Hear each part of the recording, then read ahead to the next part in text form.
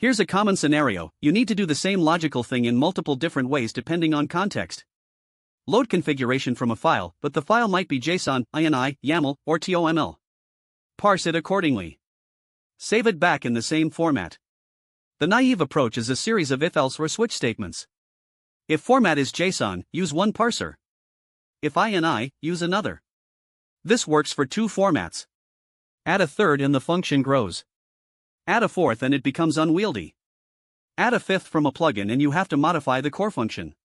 This is the open-closed principle violation. The code is not open to extension without modification. The strategy pattern solves this by defining a family of algorithms, encapsulating each one, and making them interchangeable. The main context object, the configuration manager, holds a reference to a strategy object. When it needs to read or write, it delegates to the strategy. To support a new format, you create a new strategy object and pass it in. The configuration manager doesn't change. The book builds a config class that takes a strategy object as a constructor argument.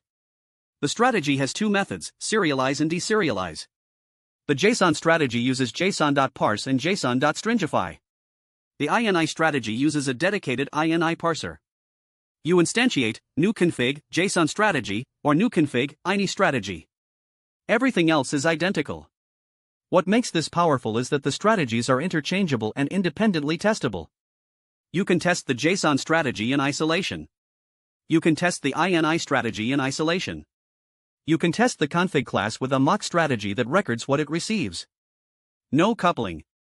The strategy pattern is the answer every time you feel yourself writing parallel switch statements or parallel if-else chains for the same logical operation. Passport.js is Node.js's most used authentication library, and it is a strategy pattern implementation in its purest form. Authentication is a problem with dozens of valid approaches: username and password, OAuth with Google, OAuth with GitHub, JWT tokens, SAML, OpenID Connect, API keys. Each approach is completely different in its mechanics. But from the application's perspective, the question is always the same: is this request from an authenticated user, and if so, who? Passport's architecture, a core Passport object, handles the mechanics of authentication middleware, serializing users, managing sessions, wiring into Express. The actual authentication logic lives in strategy objects. You install the strategy you need as a separate npm package: Passport local for username password, Passport Google OAuth 20 for Google, Passport GitHub for GitHub, Passport JWT for JWT.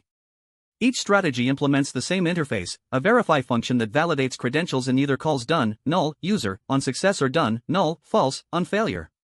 The Passport core doesn't know anything about OAuth, JWT, or SAML. It just calls verify on whichever strategy you've configured and acts on the result. This architecture has produced an ecosystem of over 500 Passport strategies on NPM. Any authentication mechanism that exists can be implemented as a Passport strategy without modifying Passport itself. That's the open-closed principle fully realized through the strategy pattern. Multer, Node.js's file upload handling middleware, uses the same pattern for storage.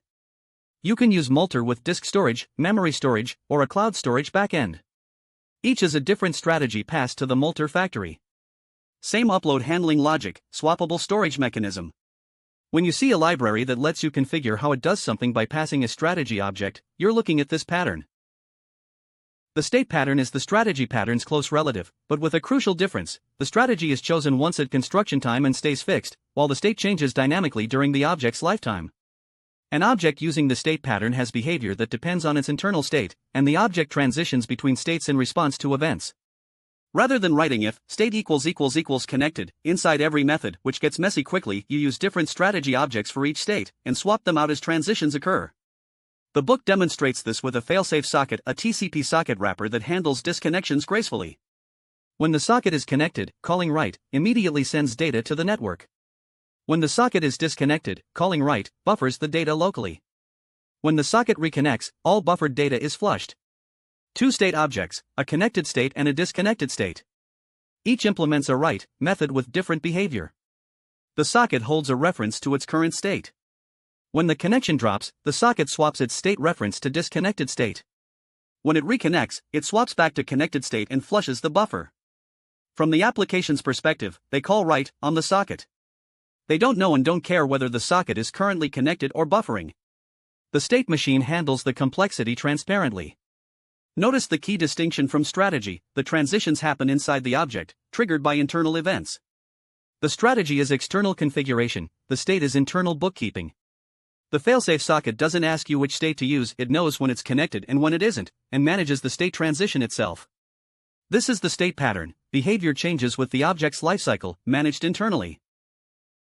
The failsafe socket example from the book makes the state pattern concrete in a way that's directly useful for real Node.js applications. Network programming is full of transient disconnections. The naive approach error and crash leaves data lost. The failsafe approach buffer and retry keeps the application running. Here's how it works. The failsafe socket constructor creates a real TCP socket and initializes two state objects. The connected state object has a write method that calls socket.write directly. The disconnected state object has a write method that pushes data into a queue array. The socket starts in disconnected state by default. When the underlying socket successfully connects, the failsafe socket transitions. It sets this .state equals this .connected state, then drains the queue by calling socket.write for each item that had been buffered. When the underlying socket disconnects, the close event fires, the failsafe socket transitions back. It sets this .state equals this .disconnected state. Incoming write calls immediately start buffering again. Application code, const safe equals new failsafe socket, localhost, 3000, safe.write, event, start, safe.write, event, data. Whether the socket is connected or not at the moment of each write, the data eventually reaches the destination. Transient network interruptions are invisible to the caller. The state pattern has an interesting implementation decision. Who controls the transitions? Sometimes the state objects trigger their own transitions. Sometimes the context object handles all transitions centrally. The book favors having the context manage transitions for clarity and single point of control. Combining strategy, external algorithm choice, with state, internal behavior lifecycle, gives you expressive, self-managing objects that can handle complex behavioral requirements without messy conditionals. Having seen both patterns in detail, it's worth crystallizing the distinction, because they share so much mechanically that the conceptual difference is easy to blur. In the strategy pattern, the algorithm is selected from outside the object. A caller, or a configuration file, or environment variable, decides which strategy to use and passes it in. The object uses that strategy for its lifetime. The object itself never decides to switch strategies. Think of the config manager. You choose JSON or INI at construction time. The config object never switches on its own. In the state pattern, the object itself manages which state it's in, and transitions happen automatically in response to internal events. The object knows what it means for it to be connected versus disconnected, or idle versus processing, or locked versus unlocked. No external code tells it to change state, it watches its own lifecycle events and transitions accordingly. Think of the failsafe socket, it listens to the underlying sockets connect and close events and transition states autonomously. The implementation looks identical, both have a reference to an interchangeable object and call methods on it. The difference is in the intent and the locus of control. Strategy is about flexibility and configuration. State is about encapsulating lifecycle-dependent behavior. A useful test: could a caller realistically choose the behavior by passing a different object? If yes, it's probably strategy. Does the behavior change in response to the object's own internal events? If yes, it's state. Both patterns replace tangled if-else chains with clean object composition. Strategy does it at the system level, different configurations. State does it at the object level, different phases of an object's life.